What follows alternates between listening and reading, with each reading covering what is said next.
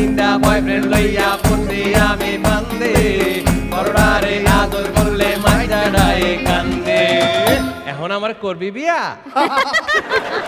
মনে করেন আপনার বাসায় কিছু গেস্ট আসছে, পাত্রপক্ষ আপনাকে দেখতে, উফ সেই পাত্র মনে করেন এমন অবস্থা আপনার পছন্দ না, ওকে কিন্তু তারা রাজি লিজাকে বিয়ে করবেই।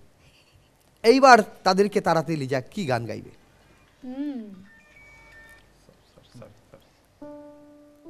যারে যাবি যদি যা, যারে যাবি যদি যা, পিঞ্জর করে দিয়েছি, যা কিছু কথা ছিল বলে দিয়েছি।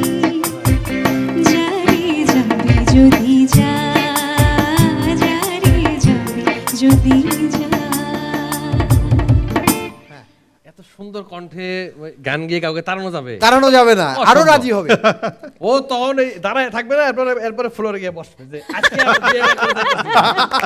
হ্যাঁ, এটাই আমার বিয়ে করতে হবে। তাহলে আর কোনো অপশন আছে যে যেটা বললে যাবেই যাবে, যেতে বললে যাবেই যাবে? যে গান বললে চলেই যাবে? রাজি ভাই, তাহলে কোন গান গাইবে?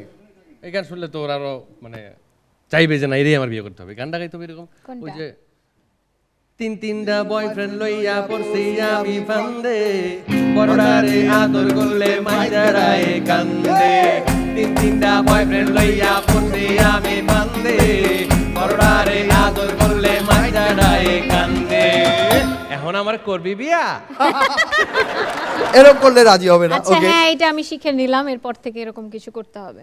অনেক সিচুয়েশনে আমরা কিন্তু আমাদের আবেগ ঠিক থাকে না। যেমন আমরা ভেবেছি মঞ্চে উঠে গান করব, এই সুন্দর স্বর্ণালী সন্ধ্যায় একই বন্ধনে জড়ালে গো বন্ধু, দুপুর 2টা বাজে, ঘামছেন আর এই গানই আপনাকে করতে হচ্ছে।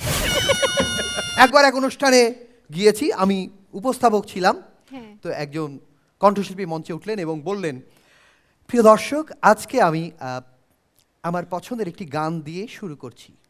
দর্শক সারি থেকে একজন, এই যে টাকা দিয়ে আমরা আনছি, আপনার পছন্দের গান শুনতে না, আমাদের পছন্দের গান গাইবেন। অনেক সময় শিল্পীকে অ্যাডাপ্ট করতে হয়, যে ওই সিচুয়েশনে নিজেকে মানিয়ে নিতে হয়। তো আপনারা যে ধরনের গান করেন সব চমক গান, চমকের গান, কিন্তু সামনে দর্শক সারিতে 10-12 জন 15-20 জন আছে, তাদের মন ভালো নেই, তারা চটুল গান শুনতে চায় না, চায় একটু কষ্টের গান শুনতে, আবার কেউ চায় আনন্দের গান শুনতে। আপনি যে গান জানেন সেই গানটাকেই শিফট করে অন্যরকম করতে হয়। এবার সেই কঠিন পরীক্ষা আপনাদেরকে দিতে হবে। আরমান ভাই, আপনার সবচেয়ে আনন্দের গান? না, আমি সেট গান করি, সেট গানটাকে আনন্দ গান করব। ওকে।